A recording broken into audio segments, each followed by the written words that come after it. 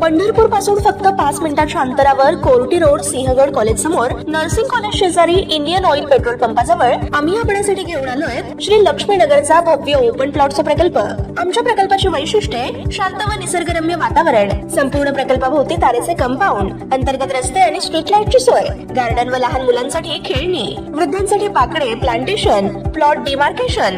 वेगानं विकसित होणाऱ्या या परिसरात आजच आपला प्लॉट बुक करा। संपर्क 8788 1517 39 9923 7913 72। घडामोडी पाहण्यासाठी आमच्या YouTube चॅनलवरील PVR म्हणजेच पंढरी वार्ता या न्यूजला सबस्क्राइब करा आणि शेजारील बेल आयकॉनवर क्लिक करा।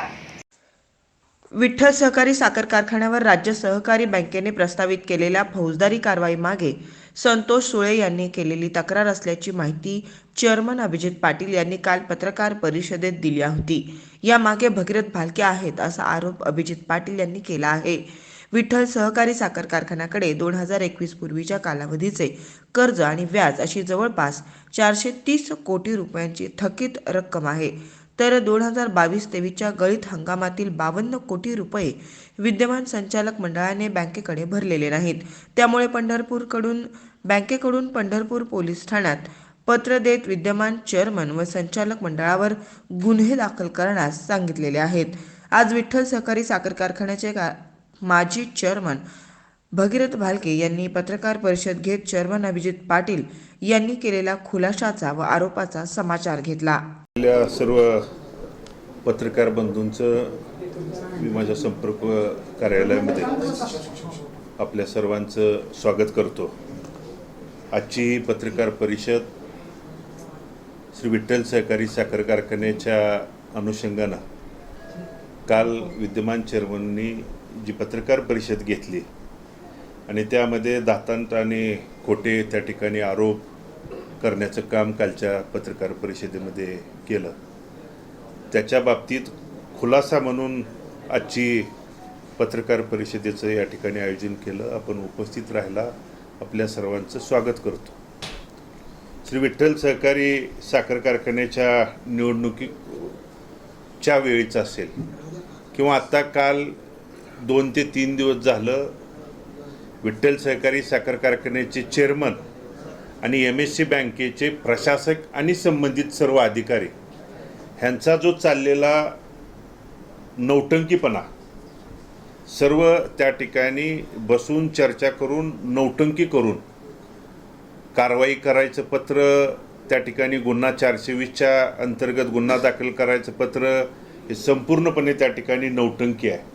आणि या नौटंकीचं आणि त्यांच्या चुकीच्या चाललेल्या कार्यपद्धतीचा कोणावरती तरी आरोप आणि प्रत्यारोप करून त्या ठिकाणी खापर फोडायचा प्रकार कालच्या पत्रकार परिषदेत त्या ठिकाणी झाला। सर्वप्रथम संतोष सुळेच्या अनुषंगानं दिलेला अर्ज आणि त्या अर्जाच्या अनुषंगानं त्याच्या पाठीमागं भगीरथ भालके म्हणून त्या ठिकाणी सांगितलं। मी खुलासा करत असताना संतोष सुळे हा माझ्या वडिलांच्या पासून आमच्यासोबत काम करणारा सहकारी आहे, हे संबंधित तालुक्याला संपूर्ण त्या ठिकाणी माहीत आहे। परंतु तुम्ही जो त्या ठिकाणी कालच्या पत्रकार परिषदेमध्ये अर्ज दाखवला तो काय आहे हे पत्रकार बंधूंनी देखील त्या ठिकाणी तपासून बघायला हवा होता की तो तक्रार त्या ठिकाणी तो अर्ज होता। या विठ्ठल सहकारी साखर कारखान्याच्या बाबतीत तक्रार केली, कुठली कारवाई करा, कोणत्या अनुषंगानं याच्यावरती कारवाई करा म्हणून अशा पद्धतीचा कोणताही अर्ज संतोष सुळेचा नव्हता। मी त्या ठिकाणी संतोष सुळेंनी महाराष्ट्र राज्य सहकारी बँकेला व्यवस्थापकाला हा 14/12/2023ला केलेला अर्ज मी आपल्यासमोर त्या ठिकाणी वाचून दाखवतो आणि या अर्जाची झेरॉक्सची प्रत देखील संपूर्ण पत्रकारांच्या हातात मी त्या ठिकाणी द्यायला मी तयार आहे। विषय श्री विठ्ठल सहकारी साखर कारखाना लिमिटेड वेणूनगर गोरसाळे यांचे सन 2017 ते सन 2023 या कालावधीत उत्पादित झालेल्या साखर पोत्यावरील घेतलेल्या टॅगिंग रकमेचा तसेच कारखान्याने आपल्याकडे केलेल्या परताव्याच्या तपशीलवार माहिती मिळण्याबाबत सन 2017 म्हणजे आदरणीय नानांचा चेअरमन पदाचा कार्यकाळ, त्यांच्यानंतर माझ्या स्वतःचा त्या ठिकाणी चेअरमन पदाचा कार्यकाळ आणि त्यानंतर विद्यमान चेअरमन अभिजित पाटलांच्या या 2 हंगामातल्या त्यांचा कार्यकाळ. काय केलं? विठ्ठल सहकारी साखर कारखान्यांनी एक्सपान्शनसाठी सन 2014-15 आणि 15-16 MSC बँकेचं कर्ज घेऊन त्या ठिकाणी जे एक्सपान्शन केलं, 1 मिल टेंडम जो 5,000 टन असणारा साखर कारखाना 7,500 टनाची 1 मिल टेंडम केली. 10 मेगावॅट को जनरेशनचा 30 मेगावॅट को जनरेशन प्रकल्प केला. ते करत असताना घेतलेल्या कर्जाच्या पोटी साखर कारखान्याच्या उत्पादित झालेल्या पोत्यातून उत्पादित झालेल्या युनिटमधून MSC बँकेला किती रकमेचा परतावा मिळाला हे 2017 पासूनची माहिती त्या ठिकाणी मागितली. आणि म्हणून माहिती मागणं हा जर तक्रार होत असेल तर याच्यासारखं लोकशाहीतलं दुर्दैव त्या ठिकाणी नाही. आणि या अज्ञानी चेअरमनला कदाचित माहिती आणि तक्रार यातला जर फरक कळत नसेल तर नक्की कालची पत्रकार परिषद कुणावरती आणि कशासाठी दादांत आरोप करण्यासाठी होती हे आपल्यासमोर त्या ठिकाणी मी खुलासा सर्वप्रथम करतो. त्याच्या पाठीमागं चेअरमनने आरोप केला की संतोष सुळेच्या पाठीमागं भगीरथ भालके आहे. संतोष सुळे माझा सहकारी आहे, मी त्या ठिकाणी सांगितलं. आणि मग संतोष सुळेच्या फक्त एक माहितीच्या अधिकारावरती जर तो भगीरथ भालकेनी च्यावरती आरोप करत असाल, तक्रार केली असेल, तर भगीरथ भालके या विठ्ठल सहकारी साखर कारखान्याचा चेअरमन असताना मी तुम्हाला उदाहरणासहित प्रूफसहित एक तुम्हाला तुमच्यासमोर ऑडिओ क्लिप त्या ठिकाणी ऐकवतो. आमच्या कानावरती अशी माहिती मिळते की जी गोडाऊनमधली साखर जप्त केलेली आहे आणि ज्या साखरेसाठी आमची मुंबई हायकोर्टामध्ये लढाई चालू आहे, प्रत्यक्षात तिथं साखरच नाही किंवा त्याच्यातली साखर काही गायब झालेली आहे. रातोरात ती साखर गायब झालेली आहे. हे आहेत विठ्ठल सहकारी साखर कारखान्याचे निवडून आलेल्या संचालकापेक्षा सुद्धा अतिशय हुशार म्हणून ज्यांना तज्ज्ञ म्हणून घेतलेले संचालक. ह्यांनी ज्यावेळी मी माझ्याकडं असणारी 1 लाख, त्यावेळी विठ्ठल सहकारी साखर कारखान्याकडं 1,09,773 क्विंटल साखर विक्री करून माझ्या शेतकऱ्याचे थकलेले पैसे कर्मचारी बंधूंच्या त्या ठिकाणी पगारी द्यावेत म्हणून मी राज्य सरकारच्या प्रतिनिधीकडं सर्वांच्याकडं ज्यावेळी प्रयत्न करत होतो, त्याचवेळी हे महाशयांनी त्या ठिकाणी वेळोवेळी मग त्या ठिकाणी विठ्ठल कारखान्याच्या प्रशासनाच्या विरोधात तक्रारी केल्या. आणि म्हणून मग आज विठ्ठल सहकारी साखर कारखान्याचे हे संचालक आहेत. तर यांच्या पाठीमागं त्या काळी त्या दरम्यान कोण होतं हे त्यांच्या बोलण्यात, त्यांच्या क्लिपमध्ये मी जे या ठिकाणी सोशल मीडियाच्या माध्यमातून देखील मी सगळ्यांच्या समोर प्रसिद्ध करणार आहे, त्यांनी त्यात आवर्जून उल्लेख केला आहे की मी न्यायालयीन आम्ही धाव देखील घेतलेल्या आहे. आणि म्हणून तुम्ही वेळोवेळी विठ्ठल सहकारी साखर कारखान्याच्या कालच्या पत्रकार परिषदेमध्ये चेअरमननी सांगितलं की जुनी साखर विकून मी त्या ठिकाणी 30,09,00,000 रुपये रक्कम MSC बँकेला भरलेली आहे. जर जुनी साखर नाही म्हणणारे हेच तज्ज्ञ संचालक, जे त्या ठिकाणी विठ्ठल कारखान्याच्या गोडाऊनमध्ये साखरच शिल्लक नाही म्हणून आरोप करणारे हेच संचालक, आज त्या ठिकाणी चेअरमननी स्वतः काल त्यांच्या पत्रकार परिषदेत सांगितलं की मी ती साखर विकून MSC बँकेला त्या ठिकाणी त्याच्यावरती मालतारण कर्ज असल्यामुळं भरलं गेलं. आणि म्हणून मग त्यावेळी जो मी चेअरमन पदावरती कार्यकाळ काम करत असताना जो 1 सीझन बंद राहिला, या शेतकरी यांना त्या ठिकाणी आपल्या स्वतःच्या ऊसासाठी अनेकांच्या दारोदार जावं लागलं. तो बंद असलेला त्या ठिकाणचा तो सीझन त्यावेळी विठ्ठल सहकारी साखर कारखाना बंद पडावा म्हणून जाणून बुजून त्या ठिकाणी MSC बँकेच्या प्रशासकाकडं त्या ठिकाणी अनेक वेगवेगळ्या पद्धतीनं प्रलोभन दाखवून केलेला प्रकार. या पाठीमागं ह्या मंडळीच्या पाठीमागं कोण होतं? तर मग या मंडळीच्या पाठीमागं देखील त्यावेळी या आत्ता सध्याचे विद्यमान चेअरमन अभिजित पाटीलच होते. हे त्या ठिकाणी सिद्धच आजच्या या ठिकाणी होतं. दुसरी गोष्ट त्यांनी सांगितलं की नानांचं आम्ही स्वप्न त्या ठिकाणी पूर्ण करतोय. होय, नानांनी शेवटच्या श्वासापर्यंत हा विठ्ठल सहकारी साखर कारखाना चालावा, चांगल्या पद्धतीने चालावा, इथल्या शेतकरी सभासदांचा ऊस या कारखान्याच्या माध्यमातून गळीत होऊन त्यांच्या घामाच्या दामाला पैसे मिळावे म्हणून त्यांनी शेवटच्या श्वासापर्यंत त्या ठिकाणी प्रयत्न केले. आणि म्हणून प्रयत्न करत असताना एकीकडं नानांचं स्वप्न पूर्ण म्हणून केलं म्हणून सांगताय आणि दुसरीकडं जुन्यांचं पाप म्हणून तुम्ही त्या ठिकाणी जर बोलत असाल, तर एकीकडं पाप म्हणून ज्या नानांच्यावरती तुम्ही त्या ठिकाणी बोलताय, यापूर्वीसुद्धा आम्ही त्यांना सांगितलं आहे हयात असणाऱ्या व्यक्तींच्यावरती बोला, आम्ही जशाच तसं त्या ठिकाणी उत्तर द्यायला तयार आहे. परंतु हयात नसणाऱ्या व्यक्तींच्याबद्दल देखील बोलून. कारण हे कर्ज जे घेतलेलं कर्ज आहे, जे MSC बँकेनं मूळ त्या ठिकाणी या विठ्ठल सहकारी साखर कारखान्याला सध्याची दिलेली जर नोटीस बघितली तर त्यात जुन्या कर्जाचा कुठंही तुम्ही त्या ठिकाणी बघितलं, वाचल्यास उल्लेख नाही. गेल्या वर्षीचा त्या ठिकाणी 22-23 आणि सध्या सुरू असलेल्या 23-24 या गळीत हंगामामध्ये उत्पादित झालेली साखरपोती, या साखरपोत्यावरती MSC बँकेचं जे टॅगिंग आहे ती तुमच्याकडून टॅगिंग आलं नसल्यामुळं ही तुमच्याकडं कारवाई करत आहोत, म्हणूनच ते आशयाचं पत्र आहे. आणि म्हणून मी चेअरमन असताना म्हणजे नानांच्या कार्यकाळात सन 2020-21चा गळीत हंगाम सुरू झाला आणि 28 नोव्हेंबरला अचानकपणे नानांचं आपल्यातून त्या ठिकाणी निधन झाल्यामुळं ज्यावेळी मी 20 डिसेंबर 2020ला मी त्या विठ्ठल सहकारी साखर कारखान्याचा चेअरमन झालो. त्यानंतर तो गळीत हंगाम 3,05,000 टनाचा गळीत हंगाम त्या दरम्यान पार पडला आणि 2,65,000 बॅगिंगच्या पोटी ज्यावेळी आम्ही 2,65,000 बॅगिंग साखरपोती विक्री करत होतो त्यावेळी या MSC बँकेला साधारणतः 21,80,00,000 रुपयाचं टॅगिंग मी माझ्या चेअरमन पदाच्या कार्यकाळात भरलं आणि जवळजवळ 7.5 ते 8 कोटी रुपयाची जी वीज विक्री केली त्या वीज विक्रीचं बिल देखील MSC बँकेला त्या दरम्यान भरलं. आणि म्हणून वेळोवेळी जुन्याचं दाखलं देऊन जुन्यांनी काय केलं, आम्ही त्या ठिकाणी कार्यकाळात काम करत असताना जे हे आज पाप केलं म्हणून सांगतायत, एकीकडं पाप केलं म्हणून सांगत असताना आपण सगळ्यांनी बघितलंय, आपल्या माध्यमातून भाषणाच्या माध्यमातून त्यांनी वेळोवेळी सांगितलंय. विठ्ठल सहकारी साखर कारखान्याच्या निवडणुकीच्या वेळी याच विद्यमान चेअरमनने आमच्यावरती आरोप करताना सांगितलं होतं की विठ्ठल सहकारी साखर कारखान्यावरती भंगार देखील राहिलं नाही म्हणून त्या ठिकाणचा आरोप आमच्यावरती त्या दरम्यान झाला. मात्र त्या कारखान्याच्या निवडणूक संपल्यानंतर गेल्या वर्षीचा गळीत हंगाम आणि आज सध्या चालू असलेला जवळजवळ 5.5 लाख टनाच्या वरती गळीत त्या ठिकाणी झालेलं आहे. हे 2 गळीत हंगाम करत असताना 1 रुपयाचा नट देखील या विद्यमान चेअरमनने त्या ठिकाणी नवीन बसवलेला नाही किंवा त्या ठिकाणी कुठला उभा केलेला नाही. आणि म्हणून एकीकडं तुम्ही भंगार देखील राहिलं नाही म्हणून आरोप त्या दरम्यान करत असताना गेल्या वर्षीचा 7,25,000 टन क्रशिंग आणि जवळजवळ आत्ता 5.5 लाख टनाच्या वर डेली 7,500 ते 8,000 त्या ठिकाणी ॲव्हरेजने हा विठ्ठल सहकारी साखर कारखाना चालतोय.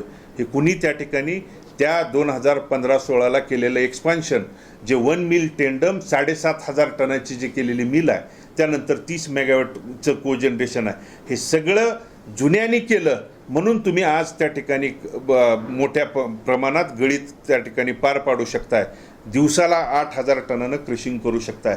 आणि म्हणून अशा पद्धतीच्या चुकीच्या दिशाभूल आणि अफवा पसरवण्याचं काम फक्त आणि फक्त स्वतःचा नाकर्तेपणा, स्वतःचं त्या ठिकाणी कर्तृत्व झाकण्यासाठी दुसऱ्यावरती आरोप करण्याचं काम कालच्या पत्रकार परिषदेमध्ये त्या ठिकाणी झालेलं आहे. आणि म्हणून इथला सभासद सुज्ञ आहे. मी सर्वप्रथम सुरुवात करत असतानाच सांगितलं होतं की विद्यमान चेअरमन आणि MSC बँकेचे प्रशासक आणि अधिकारी यांच्या संगनमतानं चालू असलेला हा आजचा त्या ठिकाणी हा गुन्ह्याचा, नोटिसींचा हा चाललेला खेळ आहे. कारण कोणतंही कर्ज आणि त्या ठिकाणी मुदलाची रक्कम जर भरली गेली नाही तर कालांतरानं बँक काय करणार आहे हे सांगायची त्या ठिकाणी कोणालाही नव्याने गरज नाही. कारण जर ती तुम्ही रक्कम भरली गेली नाही तर त्या ठिकाणी या साखर कारखान्याचा लिलाव करण्याचा डाव या विद्यमान चेअरमनचा त्या ठिकाणी आहे. आणि अशाच पद्धतीचं अनेक गेल्या 5-7 वर्षापूर्वीचे जे प्रकार आहेत की सहकारी साखर कारखाने बंद पाडायचे आणि ते त्या ठिकाणी अशा खाजगी लोकांनी घशात घालायचे, जे संगनमतानं चालू असलेला खेळ तो आपल्या विठ्ठल सहकारी साखर कारखान्याच्या बाबतीत आहे. कारण गेल्या वर्षीचा 7,25,000 टन क्रशिंग झाल्यानंतर जे आज माझ्यावरती काल आरोप केला की नानांचं स्वप्न होतं परंतु नानांचा चिरंजीव त्या ठिकाणी बंद पाडावा म्हणून त्या ठिकाणी पुढे आहेत. परंतु गेल्या वर्षीचा गळीत हंगाम पार पडत असताना आमच्याकडे सगळी त्यातली माहिती होती. 7,25,000 टन क्रशिंग झाल्यानंतर जवळजवळ MSCBची 17 कोटीहून अधिक युनिट म्हणजे 17 कोटीच्या वरती रक्कम त्या ठिकाणी MSCBला विक्री केलेली असताना देखील जवळजवळ MSC बँकेला भगीरथ भालके चेअरमन असताना एका क्विंटल पोत्या मागं म्हणजे 100 किलो मागं 800 रुपये टॅगिंग MSC बँक त्या दरम्यान घेतल्याशिवाय साखरेचं पोतं गोडाऊनच्या बाहेर देखील जाऊ देत नव्हतं. मात्र तुम्ही 7 लाख पोती फक्त आणि फक्त 18 लाख रुपये MSC बँकेला त्या ठिकाणी भरलेले आहेत. बाकीची कोणतीही रक्कम त्या दरम्यान MSC बँकेला भरलेली नाही. आणि 17 कोटी 93 लाखाचं जे MSCBचं झालेलं बिल आहे त्या बिलाच्या पैकी जे एस्क्रो अकाउंट असतं, जे कर्ज घेत असताना विठ्ठल सहकारी साखर कारखान्यांनी MSC बँकेकडून कर्ज घेतलं, त्या कर्जाच्या पोटी जे एस्क्रो अकाउंट असतं म्हणजे MSCBतून आपल्या साधारणतः विजेमधून जे त्या ठिकाणी तयार झालेल्या युनिट प्रति येणारी रक्कम आहे ती MSC बँकेच्या खात्यात जायला पाहिजे होती. मात्र तसं न करता विद्यमान चेअरमननी MSC बँकेच्या प्रशासकाला आणि अधिकाऱ्यांना त्या ठिकाणी हाताशी धरून परस्पर ते प्रकरण त्या ठिकाणी परस्पर ती रक्कम त्या ठिकाणी वेगवेगळ्या अकाउंटमध्ये घेतलेल्या आहेत. आणि म्हणून गेल्या वर्षी हे सगळं आम्ही बघितलं, परंतु कोणत्याही त्या ठिकाणी अडवणूक करायची नाही, हे संस्था चालली पाहिजे. मात्र गेल्या वर्षीच्या गळीत हंगामापोटी रक्कम भरली नाही. आजचा 5.5 लाख टनाचा गळीत हंगाम देखील पार पडून देखील 1 रुपयाची रक्कम अद्यापपर्यंत सुद्धा MSC बँकेला न देता हा कारखाना सुरू आहे. आणि मग ह्या विठ्ठल सहकारी साखर कारखान्याची कशाकडे वाटचाल आहे, तर ही वाटचाल एवढ्यासाठीच आहे की येणाऱ्या काही काळात त्या ठिकाणी ह्या पद्धतीच्या अशा नोटिसा दाखवायच्या आणि या कारखान्याचा लिलाव काढून ह्याच विद्यमान चेअरमनची एखादी संस्था त्या ठिकाणी पुढे येऊन त्या सहकारी साखर कारखाना बंद पाडून घशात घालायचा डाव ह्या विद्यमान चेअरमनचा आहे. आणि मात्र याला कोणतरी आडवं येईल म्हणून अशा पद्धतीच्या चुकीच्या वल्गना ज्या आम्ही तक्रार केली म्हणून त्या ठिकाणी सांगत आहेत. एकीकडं विठ्ठल सहकारी साखर कारखान्याचं काल पत्रकार परिषदेमध्ये विद्यमान चेअरमननी सांगितलं की इतक्या कोटीचं कर्ज आहे. हे एवढ्या कोटीचं कर्ज एक्सपान्शनसाठी घेतलं आहे हे आम्ही खुल्या अंतकरणानं त्या ठिकाणी निवडणुकीच्या पूर्वी आणि निवडणुकीमध्ये देखील त्या ठिकाणी आम्ही मान्य केलेलं आहे. ह्यात काही झाकून ठेवण्यासारखी कुठलीच गोष्ट नाही. मात्र जे विठ्ठलचे चेअरमन विद्यमान चेअरमन स्वतःचं कर्तृत्व पण झाकण्यासाठी आमच्यावरती आरोप करत असतील तर या विद्यमान चेअरमनचा सगळ्यात पहिला कारखाना चोराखळीचा जो त्या ठिकाणी धाराशिव साखर कारखाना जो खाजगी आहे 1250 टनाचा हा साखर कारखाना आहे. आणि विठ्ठल सहकारी साखर कारखाना 7,500 टनाचा हा साखर कारखाना आहे. हे मी कोणतेही त्या ठिकाणी कुणाकडून उचलून किंवा हे करून आणलेलं नाही. हे त्यांच्या साखर कारखान्याच्या संबंधित अधिकाऱ्यांनी राज्य सरकारकडं जे त्यांचं ऑडिट सबमिट करावं लागतं हे मी माझ्याकडूनही आपल्याला मिळेल. आपण ऑनलाईन पद्धतीनं सुद्धा नेटवरून देखील याची माहिती काढू शकता. हे 2020 आणि 21चंच आहे. 21च्या नंतरचं त्यांनी त्या ठिकाणी सबमिट केलं नाही. धाराशिवसारख्या 1250 टनाच्या साखर कारखान्यावरती ज्याला को जनरेशन नाही फक्त आणि फक्त डिस्लरी आहे त्या साखर कारखान्यावरती या ठिकाणी 2020ला 231 कोटी कर्ज आणि 2021ला एकाच वर्षात 381 कोटी कर्ज त्या ठिकाणी 1250 टनाच्या कारखान्यावरती आहे. 22ला 23ला आणि 24ला किती झालं असेल हे त्या ठिकाणी संशोधनाचा भाग आपल्यासमोर आहे. आणि म्हणून 1250 टनाच्या साखर कारखान्यावरती 381 कोटीचं कर्ज 2021ला असेल आणि 7,500 टनाच्या कारखान्यावरती जे एक्सपान्शन केलेल्या कारखान्यावरती कर्जाची आकडेवारी सांगून सभासदांच्या मध्ये इथल्या तालुक्यातल्या तमाम मायबाप जनतेच्या शेतकऱ्यांच्या डोळ्यामध्ये जर दिशाभूल विद्यमान चेअरमन पसरवत असतील तर ती त्यांनी त्या ठिकाणी बंद करावे.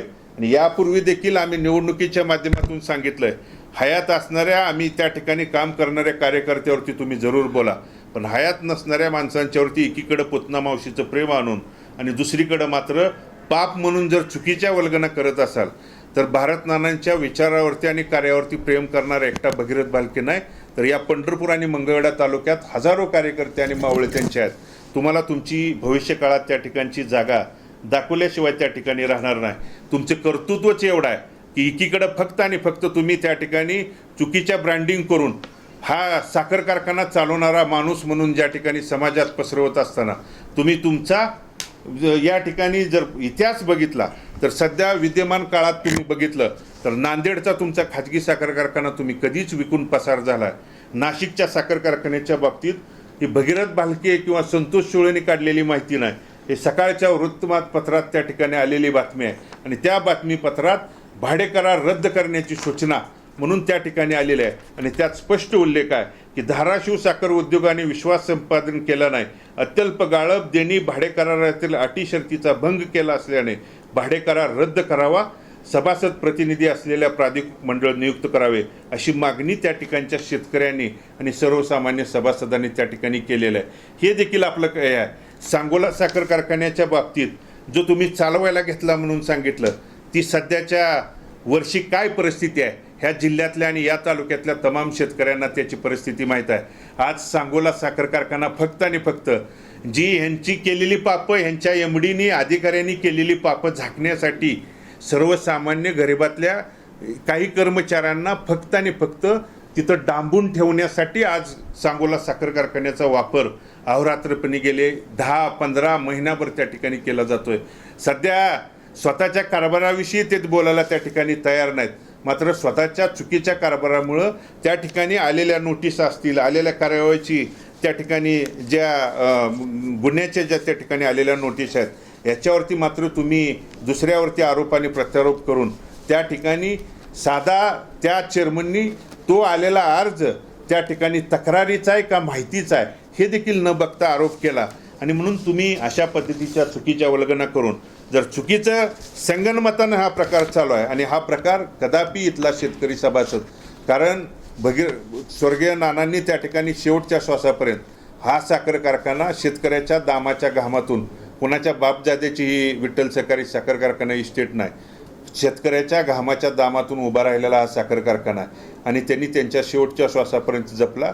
त्यांच्यानंतर माझ्यावरती ज्यावेळी अचानकपणे जबाबदारी आली, मी देखील हा साखर कारखाना सभासदांच्याच मालकीचा राहण्यासाठी माझ्या काळात देखील जप्तीचे आदेश त्या ठिकाणी 13-4ची नोटीस आली होती, पण ताबडतोबपणे शेतकरी सभासदांच्याकडून आम्ही मदती घेऊन 25-25 लाख रुपये त्या ठिकाणी तिथं एमएससीबीच्या बँकेकडे ती भरून आम्ही त्यावेळचे जप्तीचे आदेश त्या ठिकाणी थांबवलेले आहेत. आणि म्हणून कधीच आम्ही त्या ठिकाणी चुकीचा आणि अशा पद्धतीचा कोणावरती आरोप प्रत्यारोप करण्याचा कांगावा चेअरमन म्हणून त्या ठिकाणी केलेला आहे. एकीकडं सगळी देणी सगळ्या जबाबदाऱ्या मी स्वीकारतो म्हणून विठ्ठल सहकारी साखर कारखान्याच्या निवडणुकीमध्ये सामोरं जात असताना तुम्ही सांगितलं, आणि निवडून आल्यानंतर मात्र प्रत्येक गोष्टीला त्या ठिकाणी चांगलं केलं की माझ्यामुळं झालं, आणि चुकीचं काय झालं तुमच्या गलतान कारभाराचा त्या ठिकाणी पडदाफाश व्हायला गेल्यानंतर जुन्यांच्यावरती आरोप केला आणि पाप केलं म्हणून सांगत असाल तर होय, जुन्या संचालक मंडळाने आम्ही या ठिकाणी कमीत कमी दिवसात जास्तीत जास्त गाळप करावं म्हणून 5,000 टनाचा 7,500 टनाचा कारखाना केला, आणि ते तुम्हाला पाप वाटत असेल तर हो, जरूर आम्ही त्या ठिकाणी पाप केलं आहे. 10 मेगावॅटचा कोजनरेशनचा साखर कारखाना 30 मेगावॅट केला, जे तुम्हाला त्या ठिकाणी पाप वाटत असेल तर होय, आम्ही त्या ठिकाणी ते पाप केलं. आणि म्हणून एक्सपान्शन करून या साखर कारखान्याची नानांच्या पूर्वी त्या ठिकाणी असणारी मालमत्ता किंवा जमीन जवळजवळ नानांच्या काळात 350 एकरहून अधिक त्या ठिकाणी जमीन मालमत्ता खरेदी करून या साखर कारखान्याची मालमत्ता देखील विस्तार वाढ करण्याचं काम नानांच्या माध्यमातून झालेलं आहे. आणि म्हणून ही करत असताना येणारा कोणताही चेअरमन असेल किंवा जबाबदार त्या खुर्चीवरती बसणारा पदाधिकारी असेल, ह्याला कर्जासहित सगळ्या गोष्टींचं त्या ठिकाणी जबाबदारी स्वीकारायची असते. मात्र कर्ज आणि देणं कधीच ह्या आघाड्यानं आज तागायत फेडलं नाही, कारण 4 रुपये आणि 4 भाडे ते पण त्या ठिकाणी अगोदरच्या अनेक कारखान्याचं भाडापट्टा भरला नसल्यामुळं करार रद्द केला म्हणून त्या ठिकाणी बातम्या येत आहेत. आणि म्हणून ज्यावेळी भरायची वेळ येते त्यावेळी मात्र त्या ठिकाणी जुन्यानं केलं. मग जुन्यानं कर्ज काढून विस्तार वाढ केली ही पाप असेल तर आज त्या ठिकाणी पर डे 8,000 टन क्रशिंग होतं, हे जुन्यामुळं होतं, त्या जुन्यांच्या निर्णयामुळं होतं, हे का विद्यमान चेअरमनने त्या ठिकाणी कबूल केलं नाही. मात्र 8,000 टन क्रशिंग झाल्यानंतर स्वतःमुळं होतं आहे, आणि कुठलं नुकसान होत असेल तर जुन्यावरती ढकलायचं काम इथून पुढच्या काळात त्या ठिकाणी झालं. आणि चुकीचं होत असेल तर त्या चुकीच्यावरती आवाज उठवायची जबाबदारी आम्हाला त्या ठिकाणी स्वर्गीय नानांनी शिकवून दिलेली आहे. आणि म्हणून या घशात घालायचा विठ्ठल सहकारी साखर कारखाना या विद्यमान चेअरमनचा डाव आहे, तो डाव त्या ठिकाणी हाणून पाडण्याची जबाबदारी या कारखान्याचा सभासद या नात्यानं आमची त्या ठिकाणी असणार आहे. कर्मचाऱ्यांच्या बाबतीत जवळजवळ 10,000 ते 12,000 टनाहून अधिक त्या ठिकाणी काट्यातल्या टनाची त्या ठिकाणी तफावत गेल्या आठवडाभर विठ्ठल सहकारी साखर कारखान्यावरती आहे. गेल्या गळीत हंगामाच्या आणि सध्या चालू असलेल्या गळीत हंगामाच्या बाबतीत मला आवर्जून सांगायचं आहे, नानांच्या कार्यकाळात एक त्या ठिकाणी निलंबन आणि हाकलून दिलेला एक त्या ठिकाणी कर्मचारी आहे. सत्तांतरण झाल्यानंतर त्या कर्मचाऱ्याला परत बोलावून घेतलं आणि बोलावून घेतलेल्या त्याच कर्मचाऱ्याच्या डावानं ह्यांनी संगनमतानं त्या ठिकाणी काट्यातली तफावत जवळजवळ 12,000 टनाहून अधिक त्या ठिकाणी झाल्यानंतर स्वतःचं त्या ठिकाणी लपवण्यासाठी तावशी असेल, सिद्धिवाडी असेल, त्या ठिकाणी वेगळ्या वेगळ्या गावातनं जवळजवळ 2 दिवस झालं सलग त्यांच्या नातेवाईकांचे, कुटुंबातल्या घटकांचे फोन येत आहेत की आमचा कर्मचारी असणारा कामगार गेल्या आठवडाभर आमच्या घरीच त्या ठिकाणी आलेला नाही, त्याला कुठं डांबून ठेवलं आहे का, त्याच्या बाबतीत काय झालं आहे हे सांगायला कोणतंही त्या ठिकाणी या साखर कारखान्याचं मंडळ किंवा MD असतील या त्या ठिकाणी सांगायला तयार नाही. कारण MDला साधं ऊसाच्या बाबतीत विचारायला जरी गेलं की साहेब आमचा ऊस कधी घेऊन जात आहे, तर त्या ठिकाणी घोडके नावाच्या मेजर साहेब जे त्या ठिकाणी वाकरीचे आहेत, जे त्या ठिकाणी गेल्या अनेक वर्षापासून विठ्ठल सहकारी साखर कारखान्याचे सभासद आहेत, सभासदाला MD आणि त्यांची जर दंडेलशाही करणारे काही गुंड मारहाण करत असतील तर लोकशाही यापेक्षा घातक काळ त्या ठिकाणी कधीच आलेला नाही. म्हणून सभासदांच्या घामाच्या दामावर तयार झालेल्या कारखान्याला जर मालकालाच मारहाण तिथला कर्मचारी करत असेल तर त्या ठिकाणी हे झाकण्यासाठी, लपवण्यासाठी फक्त कालच्या पत्रकार परिषदेत आमच्यावरती आरोप करून सभासदामध्ये दिशाभूल करायचे आणि वेगळ्या त्या प्रकारे त्या ठिकाणी वेगळ्या दिशेवरती घेऊन जाण्याचं काम कालच्या माध्यमातून विद्यमान चेअरमनने त्या ठिकाणी केलेलं आहे. आणि म्हणून कर्मचाऱ्यांच्या, कामगारांचा फंड त्या ठिकाणी भरलेला गेलेला नाही. कामगारांचा ओव्हरटाईम देतो म्हणून जवळजवळ 12 तास एक्स्ट्रा काम करून घेतलं, परंतु कर्मचारी बंधूंच्याकडं त्या ठिकाणी त्यांना त्यांच्या घामाचा दामाचा मोबदला दिला नाही. वार्षिक पगार वाढ ज्यावेळी दिली गेली पाहिजे कर्मचारी बंधूंना ती असेल, किंवा 3 महिन्याला येणारी महागाई भत्ता जे देतो म्हणून त्या ठिकाणी या 2 सीझनमध्ये त्या ठिकाणी वेगवेगळ्या भूमिका सांगून त्या कामगारांच्यावरती अन्याय अत्याचार करण्याचं काम केलं जातं. लोकशाहीच्या माध्यमातून काम करत असताना आमच्या कर्मचारी बंधूंना मी चेअरमन असेपर्यंत त्या ठिकाणी गेटवरती बसायचा, या लोकशाहीतल्या 4थ्या स्तंभाला गेटवरती बोलवण्याचा अधिकार देखील आम्ही तिथल्या आमच्या कर्मचारी बंधूंना दिला होता. कर्मचाऱ्यांना भांडायचा, कारण तुम्ही तिथं काम करताय. या सहकारी साखर कारखान्यातला जितका सभासद महत्त्वाचा आहे तेवढाच कर्मचारी बंधू देखील महत्त्वाचा आहे. आणि म्हणून तुमच्या अन्यायाला वाचा फोडण्यासाठी तुम्ही कोणतीही लोकशाही पद्धतीनं मागणी करा, त्यासाठी आम्ही त्यांना त्या ठिकाणी परवानगी देत होतो. परंतु आज स्वतःचं मागणं देखील मागायचं त्या ठिकाणी या दंडेलशाहीपुढं अवघड झालेलं आहे. आणि म्हणून अशा परिस्थितीत विठ्ठल सहकारी साखर कारखान्याच्या बाबतीत हे जे फक्त स्वतःचा नाकर्तेपणा आणि स्वतःचं त्या ठिकाणी झाकण्यासाठी माझ्यावरती त्या ठिकाणी आरोप केला गेला. आणि म्हणून ह्या आरोपाच्या उत्तरासाठी मला परत आवर्जून एकदा विद्यमान चेअरमनना सांगायचं आहे की मी यापूर्वी देखील सांगितलं आहे, बाकीच्यांना तुम्ही त्या ठिकाणी लोंबकळून बघायचं असेल तर बघ, परंतु तुला या बाबतीत लोंबकळून बघण्याबाबतीत कधीही मी त्या ठिकाणी तयार आहे. फक्त आणि फक्त या आरोपापोटी, या प्रत्यारोपापोटी, या त्या ठिकाणी चुकीच्या दिशाभूलपोटी जर राजकारणाचे त्या ठिकाणी जर तुमच्या अंगात एवढं वारं शिरलं असेल तर ते वारं आणि राजकारणाचा जो असलेला कण ती पूर्ण करण्याची जबाबदारी यापूर्वीच मी जबाबदारी स्वीकारली आहे. मात्र चुकीच्या वल्गना, चुकीचे आरोप करून शेतकरी सभासदांच्यामध्ये दिशाभूल करण्याचं काम यापूर्वी देखील केलं. यापूर्वी देखील तुम्ही न्यायालयामध्ये भगीरथ भालके चेअरमन असताना 1,09,000 क्विंटल साखरपुती विकू नये, जेणेकरून विकली आणि शेतकऱ्याचं जर देणं दिलं तर आपल्याला त्या ठिकाणी निवडणुकीत यश येणार नाही. म्हणून आपण कटकारस्थानं करून त्या ठिकाणी या MEC बँकेच्या प्रशासकाला हाताशी धरून त्या ठिकाणी अनेक प्रकारच्या वाटाघाटी करून, उघडपणे तुमच्यासमोर सांगतोय, अनेक प्रकारच्या वाटाघाटी करून त्या ठिकाणी तुम्ही जे पाप यापूर्वी केलं ते इथून पुढं जर करण्याच्या नादाला लागला असाल तर तसंच त्या ठिकाणी उत्तर दिलं जाईल.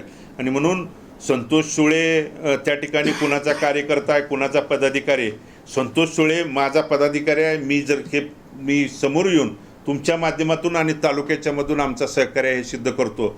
मी दाखवलेल्या क्लिपमधला त्या ठिकाणी सध्याचा विठ्ठल सहकारी साखर कारखान्याचा विद्यमान संचालक देखील जर त्या दरम्यान न्यायालयीन लढाई लढत असेल, जर त्या ठिकाणी संबंधित न्यायालयात असेल, संबंधित अधिकाऱ्यांच्याकडे तक्रारी करत असेल की विठ्ठल सहकारी साखर कारखान्याच्या गोडाऊनमध्ये साखरच शिल्लक नाही, तर त्यावेळी देखील तुमच्या पाठीमागं, त्या कर्त्याच्या पाठीमागं कोण होतं ही सुद्धा तू त्या ठिकाणी उघडपणे येऊन जबाबदारी स्वीकारायला पाहिजे. जर जबाबदारी नाकारता येत असेल आणि स्वीकारता जर त्या ठिकाणी येत नसेल तर तुला त्या ठिकाणी राजकारणात आणि समाजकारणात काम करण्याचा कोणत्या पद्धतीचा अधिकार आहे हे देखील आपल्या माध्यमातून मी या ठिकाणी आपल्याला सांगू इच्छितो. राजकीय द्वेषातून पूर्वीच सांगितलंय, कुणाला रिंगणात यायचं आहे त्याला येऊ द्या, त्याला त्या ठिकाणी चारीमुंड्या चित करायला आम्ही त्या ठिकाणी तयार आहे. तुम्ही आरोप करत असताना ज्या नावांच्या वरती आरोप केले, ज्या नावांच्या वरती त्या ठिकाणी आरोप करत असताना संतोष सुळेच्या आड कोण आहे हे जे त्या ठिकाणी तुम्हाला सांगितलं गेलं, मुळात पत्रकार बंधूंना देखील आवाहन आणि विनंती करायची आहे की तुम्ही तो अर्ज काय आहे हे तपासायला त्या ठिकाणी वाचायला तर पाहिजे होता. काय अर्ज आहे तो संतोषचा अर्ज काय आहे की माहिती मिळण्याच्या संदर्भात विठ्ठल सहकारी साखर कारखान्यावरती अमुक अमुक प्रकारची कारवाई करा, त्यांच्यावरती तुम्ही का कारवाई करत नाही, त्यांच्यावरती तुम्ही असं का करतात, किंवा कोणतीही तक्रार वजा या पद्धतीचा अर्ज हा नाही. हा अर्ज फक्त आणि फक्त 2017 पासून, तोही नानांच्या काळातला, भगीरथ भालके चेअरमन असतानाच्या कार्यकाळातला आणि त्यानंतर विद्यमान चेअरमनच्या यांच्या कार्यकाळातला या रकमेच्या पोटी भरलेलं टॅगिंग आणि त्या ठिकाणी एस्क्रो अकाउंटवरच, मुळात एस्क्रो अकाउंटवरची रक्कम परस्पर वर्ग करणे या इतका गंभीर गुन्हा कोणताच नाही. तरी देखील एमईसी बँकेचे प्रशासक आणि एमईसी बँकेचे जबाबदार अधिकारी संगनमतानं हा चाललेला प्रकार आहे. आणि फक्त एवढ्याचसाठी हा प्रकार आहे की थोडे दिवस गेल्यानंतर हा साखर कारखाना, कारण तुम्ही कोणत्याही 1 रुपयाचं कर्ज त्या ठिकाणी कर्ज आणि व्याजाचा 1 रुपया देखील जर भरला नाही तर कालांतरानं त्या ठिकाणी जप्ती आणि कालांतरानं त्या ठिकाणी विक्री याशिवाय दुसरा कोणता पर्याय असू शकतो. आणि विक्री करून स्वतःचीच कंपनी पुढं सारून घ्यायचा आणि त्या ठिकाणी कुणाच्या तरी आडून त्या ठिकाणी घेण्याचा, कारण इथला सभासद सुज्ञ आहे, याच्या पाठीमागं कोण आहे काय आहे हे प्रत्येक शेतकरी सभासदांना माहीत आहे. मात्र सभासदांच्या मालकीच्या साखर कारखान्याकडं कुणी तिरक्या डोळ्यानं त्या ठिकाणी बघितलं तर त्याला उत्तर देण्याची जबाबदारी सभासद आणि इथल्या सभासदांचा सहकारी म्हणून त्या ठिकाणी आमची असते. दादा, तुम्ही मागा म्हणाला की कामगारांच्या जे पगार आहे ते वार्षिक पगार वाढीव आहे, त्याबद्दल काही त्यांनी केलं नाही म्हणतात. काहीच नाही. तुम्ही हे कर्मचाऱ्यांच्या बाबतीत स्वतः एमडींच्याकडे जाऊन मी जे माझं पूर्ण करतो त्यासाठी तुम्ही काय पुढाकार घेणार आहात का, आंदोलन वगैरे एखादं उभं करणार? नाही, मी पुढाकार घेण्यापेक्षा कर्मचारी बंधूंचं त्या ठिकाणी युनियन आहे. भगीरथ भालके चेअरमन असेपर्यंत कोणतीही गोष्ट जर खटकली तर त्यांना भगीरथ भालकेंच्याकडे येऊन मागायची भांडायचा अधिकार लोकशाही मार्गाने होता. प्रसंगी एखादा भगीरथ भालकेचा निर्णय नाही आवडला तर गेटवर बसून आंदोलन करायचा अधिकार देखील तिथल्या कर्मचारी बंधूंना होता. परंतु स्वतःचं मागणं मागायचं सुद्धा त्या ठिकाणी अवघड झालं आहे. कारण कुणाचं जर दुसऱ्याचं खापर, दुसऱ्याचं स्वतःचं केलेलं चुकीचं काम दुसऱ्यावरती फेडण्याचं काम, आज 7 ते 8 या तालुक्यातले कर्मचारी बेपत्ता आहेत, गेले आठवडा झालं बेपत्ता आहेत. मी तुम्हाला त्या ठिकाणी खुलाशासहित सांगू शकतो, आम्ही का गप्प होतो तर साखर कारखाना चाललाय. आम्ही काय त्या ठिकाणी या सभासदांच्या बाबतीत, शेतकऱ्यांच्या बाबतीत, कर्मचाऱ्यांच्या बाबतीत काय बोललो तरी फक्त आणि फक्त ह्या पुढच्या गड्यांना राजकारण दिसतंय. ते राजकारण आडवं आणतील.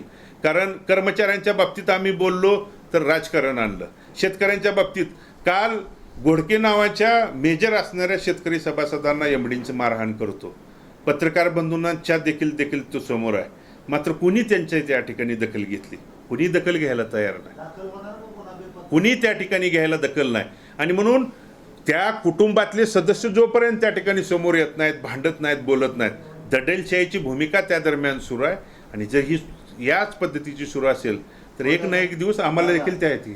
जे कर्मचारी पत्ता मागताय तुम्ही त्यांचे काय वरे म्हणून गुन्हा दाखल करणार का त्या संदर्भात? त्या कुटुंब जर आमच्यापर्यंत आलं आणि आम्हाला सांगितलं तर आम्ही त्यांच्यासोबत जाऊन त्या पद्धतीचा गुन्हा दाखल करावा म्हणून आम्ही त्यांच्यासोबत आहे, कुटुंबासोबत आहे. नाव तर सांगा कोण कोण. मी तुम्ही त्या ठिकाणी तपासणी करायला पाहिजे होती.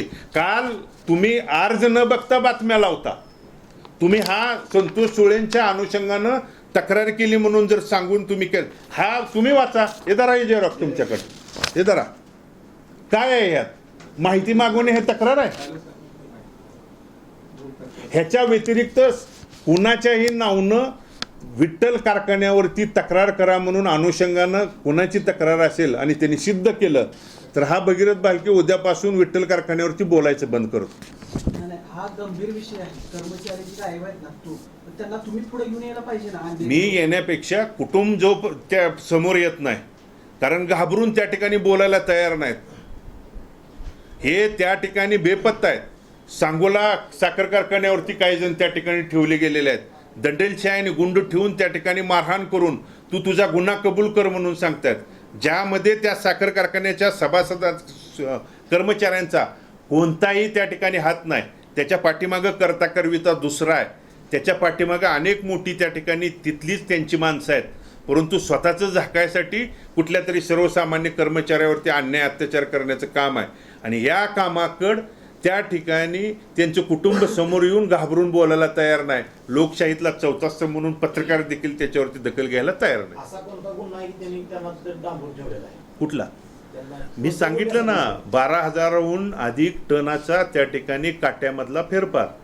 एखाद्या सभासदांच्या नावावर आलेलं टनेज असेल आणि त्या आत आल्यानंतर पावती झाल्यानंतर त्यातलं 2 टन 3 टन कमी करून संबंधित एखाद्या व्यक्तीच्या ओळखीनं दुसऱ्याच्या नावावर ट्रान्सफर करणं, जवळजवळ असं गेल्या गळीत हंगामाच्या 12,000 टनाच्याहून अधिक आहे.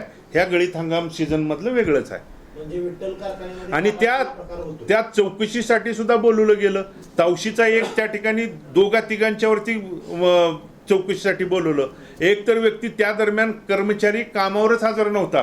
स्वतःचं त्या ठिकाणी मेडिकलसाठी त्यानं महिनाभर रजा काढली असताना त्यानं आवर्जून सांगितलं माझा ह्यात काही संबंध नाही, तरी पण त्याला त्या ठिकाणी मारहाण करण्याचं काम आणि पाप रोजरासपणे त्या ठिकाणी सुरू आहे.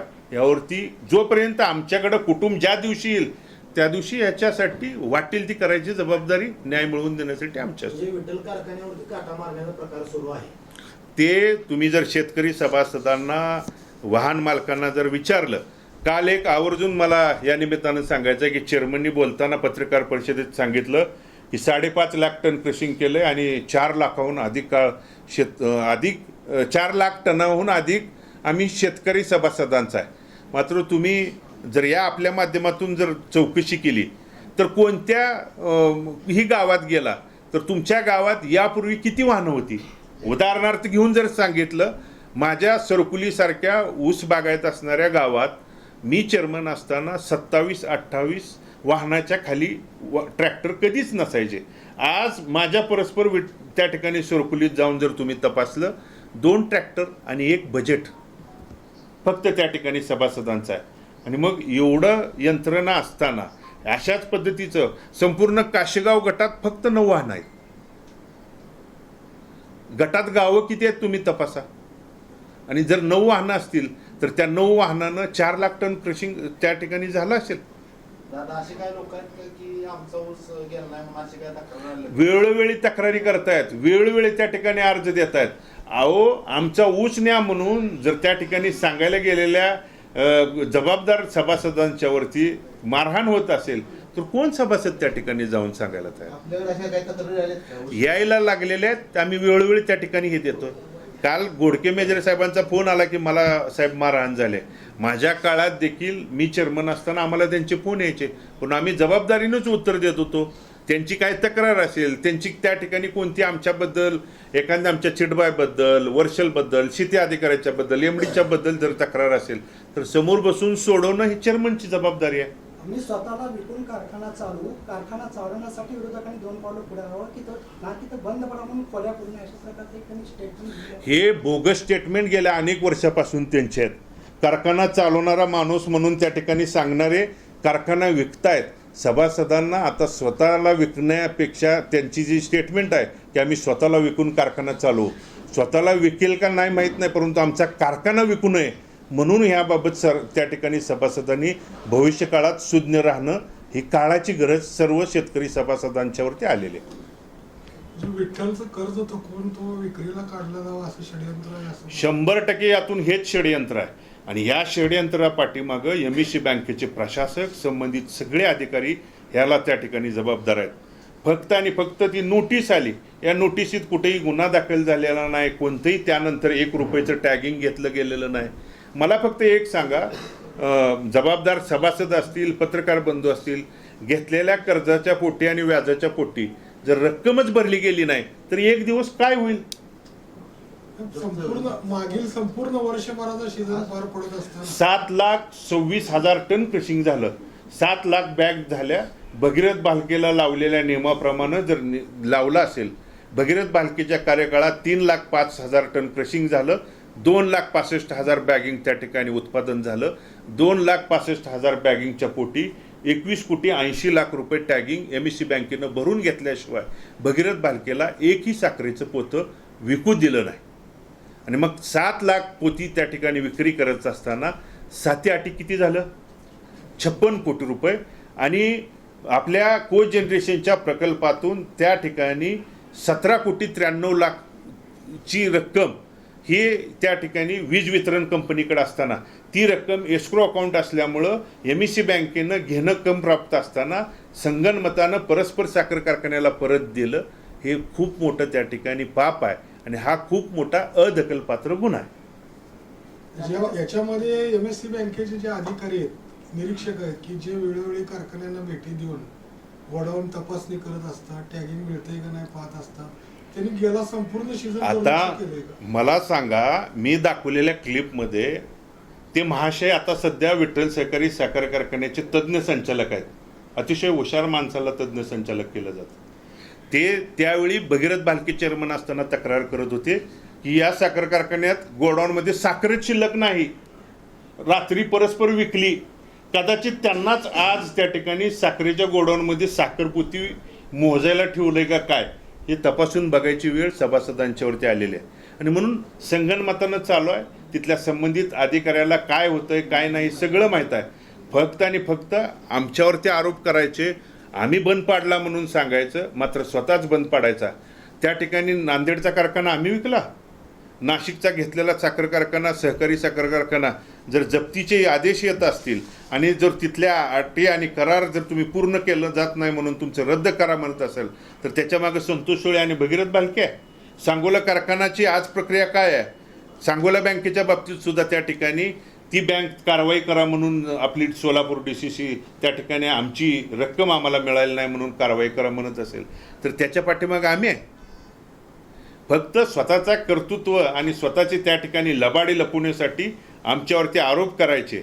आणि राहता राहिला राजकारणाचा प्रश्न, पुढच्या निवडणुका कोण कसा आणि राजकीय जे आपण प्रश्न विचारला की 2024साठी आहे, 2024साठी खुलं आमंत्रण यायची जबाबदारी मी याच अगोदर दिली आहे आणि आज हे आपल्या माध्यमातून देतोय. दादा 2019ला लोकसभेला पंढरपूर विधानसभेतून 6,000 पेक्षा जास्त मतं लीड होतं. आता ह्या लोकसभेच्या निवडणुकीला आपली भूमिका काय असेल? नाही, आपली भूमिका, मी सध्या भारत राष्ट्र समितीचा त्या ठिकाणी काम करणारा पदाधिकारी आहे आणि तिथल्या निवडणुकीमध्ये माझ्या पक्षाच्या आणि पक्षप्रमुखाला तिथल्या राज्य सरकारमध्ये त्या ठिकाणी पराभवाला सामोरं जावं लागलं. जात असताना त्यानंतर त्यांचं त्या पाय घसरून KCR साहेब त्या ठिकाणी पडल्यामुळं त्यांचं ऑपरेशन झालं. त्यानंतर कोणती त्या ठिकाणी मिटिंग नाही. या आठवड्यात मिटिंग झाल्यानंतर भविष्यकाळात महाराष्ट्रातल्या लोकसभा आणि येणाऱ्या विधानसभेच्या बाबतीत ते जे काही सूचना करतील त्या सूचनेस पालन राहून पुढचं कार्यकाळ आम्ही त्या ठिकाणी त्या पद्धतीचं काम करू. आपण राष्ट्रवादीमध्ये जाणार अजित पवारांच्या गटामध्ये नाही. बरीच चर्चा. मी अजितदादांना भेटलो, जग जाहीर आहे आणि मी मान्य करतो. पंढरपूर तालुक्यातल्या शहरातल्या करवाढीच्या बाबतीत ज्यावेळी प्रश्न त्या ठिकाणी होता आणि मंगळवेढ्यातल्या पीक विम्याच्या बाबतीत ज्यावेळी अडचण शेतकऱ्याला होती त्यावेळी राज्याचे उपमुख्यमंत्री म्हणून आदरणीय अजितदादांना त्या ठिकाणी भेटून आम्ही करवाढ स्थगित करावी म्हणून त्यांना निवेदन दिल्यानंतर अजितदादांनी इथले प्रशासक म्हणून त्या ठिकाणी काम करणारे प्रांताधिकारी मुख्याधिकाऱ्यांना आमच्यासमोर फोन लावून ही जी चुकीची करवाढ आहे ती रद्द करावी म्हणून त्या ठिकाणी सांगितलं. पीक विम्याच्या बाबतीत आम्ही जे मंडलनिहाय आपण त्या ठिकाणी चौकशी करून आमच्या शेतकऱ्याला न्याय द्या म्हणून सांगितल्यानंतर त्या बाबतीत देखील खबरदारी घेतली. माझ्या मतदारसंघातल्या, माझ्या पंढरपूर आणि मंगळवेढा भागातल्या आमच्या काम करणाऱ्या शेतकरी सभासदांच्या बाबतीत जिथं जिथं अडचण येईल त्यावेळी राज्याचे मुख्यमंत्री असतील, उपमुख्यमंत्र्यांच्याकडे भेटणं हे आमचं काम आहे, ते आम्ही त्या ठिकाणी करणार. KCR साहेबांनी जर आदेश दिला सोलापूर लोकसभा लढवायची तर लढणार का? सोलापूर सोलापूर लोकसभा आरक्षित आहे. केसीआर साहेबांची मिटिंग झाल्यानंतर त्यात जो त्या ठिकाणी पक्षीय पुढची महाराष्ट्रासाठी जी व्यूहरचना असेल त्या व्यूहरचनेनुसार ते आदेश देतील त्या पद्धतीचं आम्ही त्या ठिकाणी काम करू. अजितदादांचा गट असेल किंवा पवार साहेबांचा गट आहे, गट असेल जे आपले पदाधिकारी किंवा कार्यकर्ते गेलेले आहेत त्यांना स्वगृह आणण्यासाठी प्रयत्न सुरू आहेत, ऑफर दिली जात नाही, भेटीगाठी होत आहे. जर आपल्याला विशेष त्यांच्याकडे निवड केलं गेलं तर आपण स्वगृह येण्याचा विचार करणार का? नाही, ते त्यांनाही माहीत आहे, त्यांचंही हे मी स्पष्टपणे यापूर्वी सांगितलंय, आजही सांगतोय आणि भविष्यातही सांगणार आहे. मी येणारी 2024ची विधानसभा आर या पार म्हणूनच त्या ठिकाणी लढणार आहे. त्यामध्ये कोणत्याही परिस्थितीत मी माझी माघार त्या ठिकाणी घेणार नाही. ही शेवटची आणि अंतिम आणि जिकराचीच लढाई म्हणून त्या ठिकाणी लढणार आहे. आणि जे नेते ऑफर देतील त्यांना त्या ठिकाणी तिकीट असेल, जे नियोजन असेल, हे शक्य असल्यास ते स्वतः कबूल करतील आणि त्यानंतर त्या गोष्टी होतील.